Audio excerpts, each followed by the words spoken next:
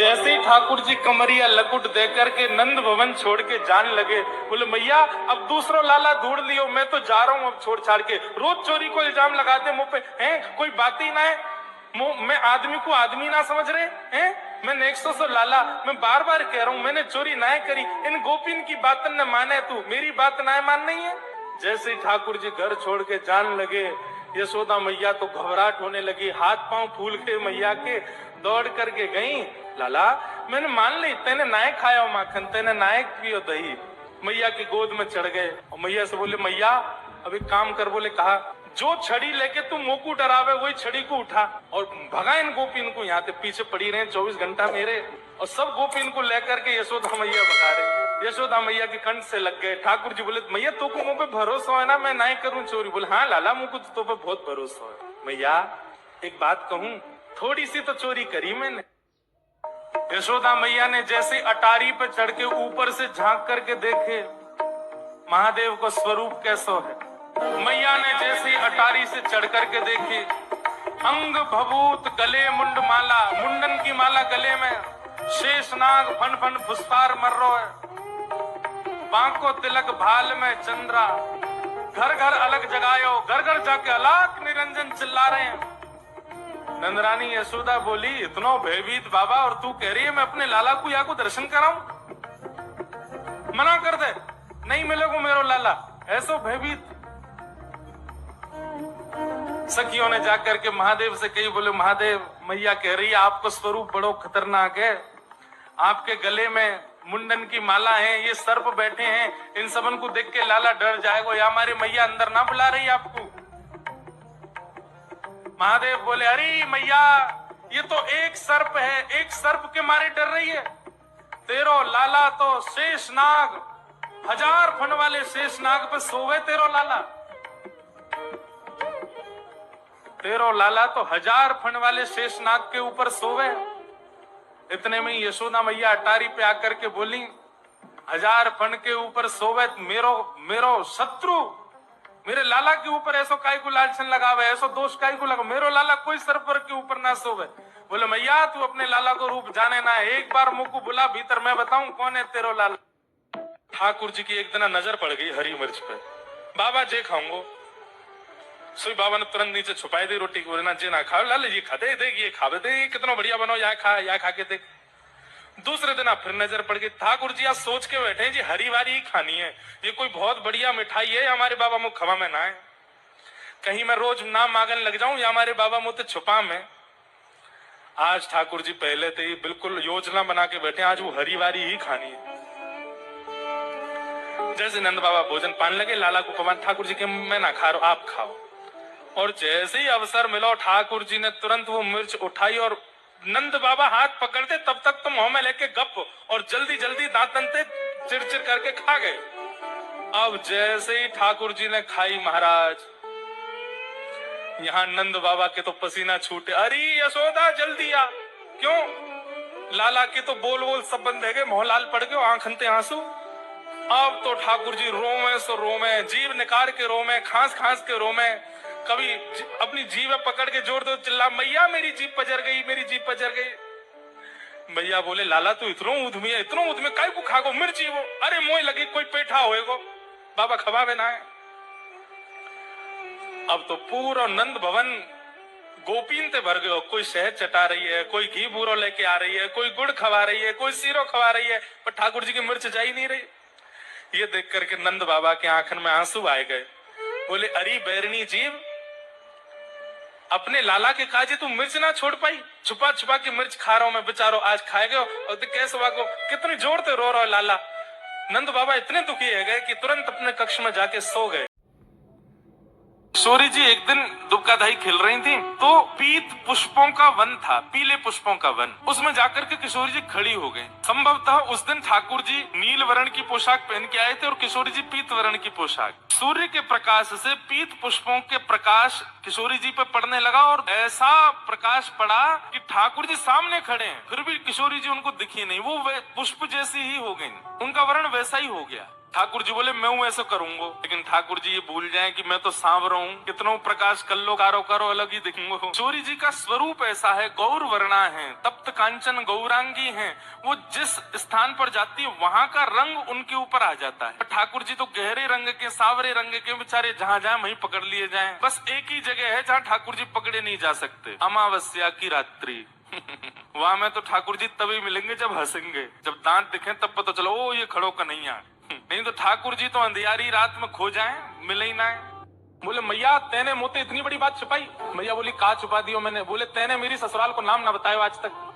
मैं 3.5 बरस को बूढ़ा हो अभी तक मुंह मेरी ससुराल ना पता। अब वो श्रीदामा अपनी ससुराल गए बहु लेवे। यशोदा मैया बोली लाला तेरी संगत सुधारनी पड़ेगी, सबरे सखा तो दिन ब दिन बिगाड़ते जा रहे हैं, तूने एक बड़ो है जा, तेरी ससुराल है जाएगी। ठाकुर जी बोले बड़े कैसे हूं मैं, जब खुद दूध पीने लगेगो, खुद नहाने लगेगो, खुद तैयार हो जाएगो, घर के सब काम करने लगेगो, तो बड़ा हो जाएगो, तेरे ब्याह करा दूंगी। महाराज वही दिन ठाकुर जी गए, अपने सबरे पुराने लत्ता कपड़ा लेकर के आए, धोने लगे उन्हें, अपने आप दूध पीने लगे, अपने आप भोजन करने लगे, अपने आप ही उठ पटांग श्रृंगार करने लगे।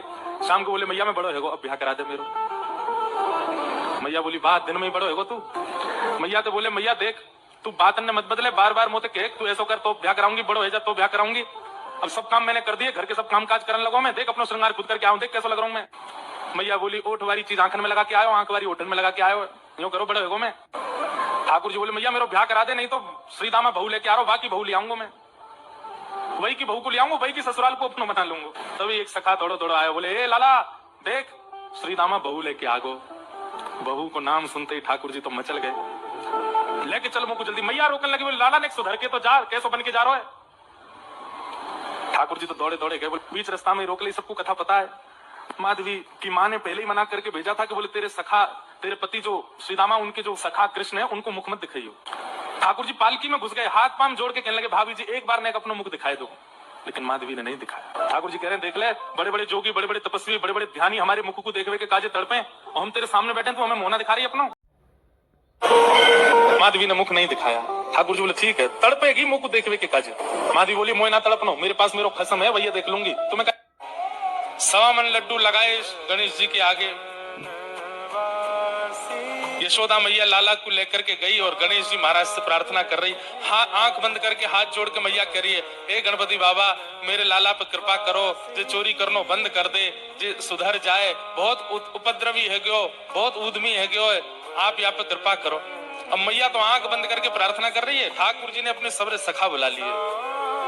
अब एक लड्डू मधुमंगल ले गयो, दूसरो श्रीदामा ले गयो, तीसरो तन सुखा, मन सुखा, धन सुखा।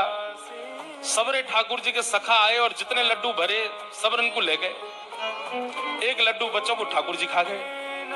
गणेश जी के आगे सबरो भोग खत्म। यशोदा मैया के जैसे ही नेत्र खुले, हे गणपति बापा मेरी मेरी मेरी या प्रार्थना को स्वीकार करियो, मेरे लाला की चोरी छुड़वा।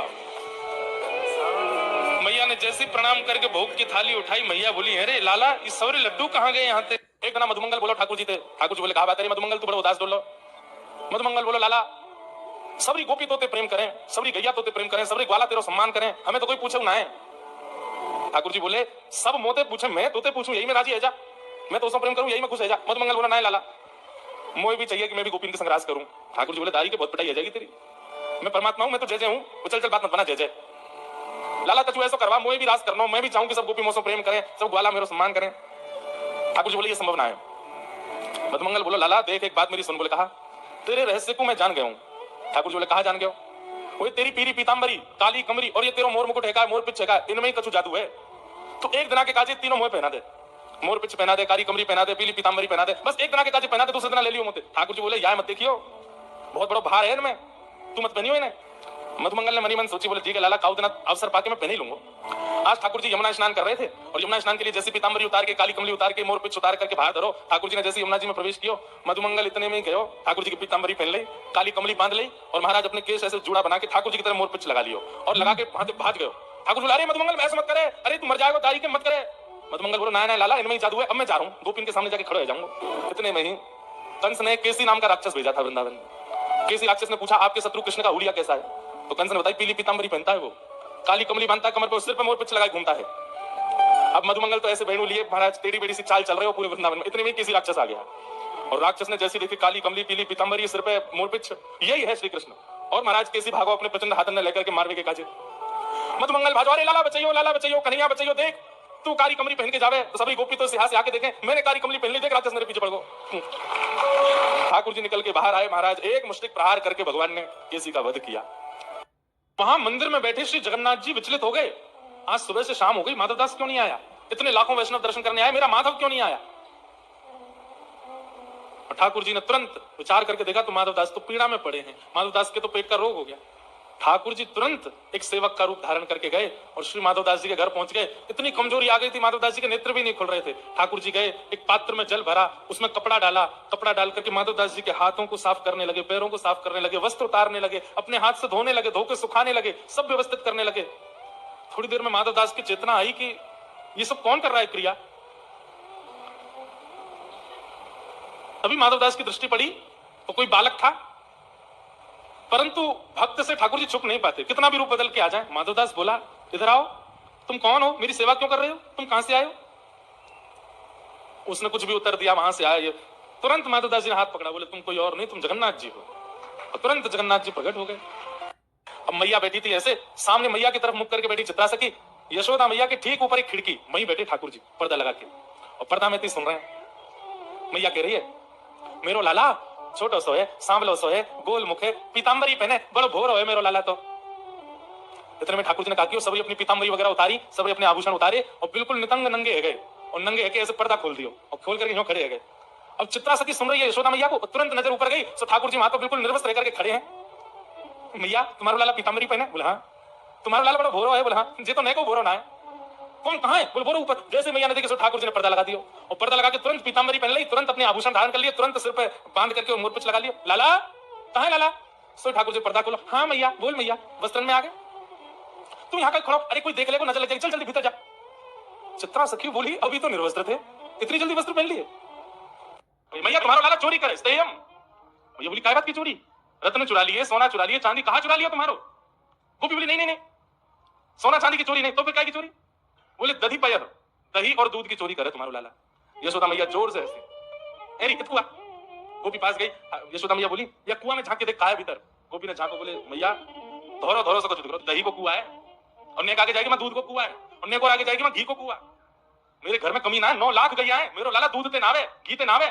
पंचामृत अभिषेक क्यों होता है ठाकुर जी का? यशोदा मैया लाला को जल ते थोड़ी नवावे, 9 लाख गैया है, दूध घी ते नवावे। अच्छा, लाल जी भी बड़े आनंद वाले हैं ठाकुर जी, पंचामृत अभिषेक होता है ना ठाकुर जी का, तो ठाकुर जी का स्नान भी हो जाता, पेट भी भर जाता, बीच बीच में ठाकुर जी निकाल के पी लें दूध, ऊपर से यशोदा मैया डाल लिया, ठाकुर जी बीच बीच में खा लें। कहते काय को नवावे, ठाकुर जी को बढ़िया लगा, खावे में अच्छा आनंद आवे, हमारे जीव निकाल ले, बोला बढ़िया शहद आ गई पाले। तो यशोदा मैया रोज पंचामृत नहीं नवावे, और रोज नहाते नहीं ठाकुर जी, कभी कभी नहाते हैं। यशोदा मैया जब यूं लगा कि नहीं लाला आज तो नहीं नहा दूं, सो ठाकुर जी को नवा दे। अच्छा, यशोदा मैया नहाती क्यों नहीं है? क्योंकि लाला नहा धोकर के जैसे तैयार हो में महाराज यशोदा मैया लगे मेरी नजर लग जाएगी आपको, ले लाला तू बुरो बाबरों से ही रहकर कोई की नजर नहीं लगेगी तुमको। और ठाकुर जी को भी नियम है, जैसे ही नहा धो के तैयार होंगे गौशाला में जाकर गोबर में ही कूद जाए।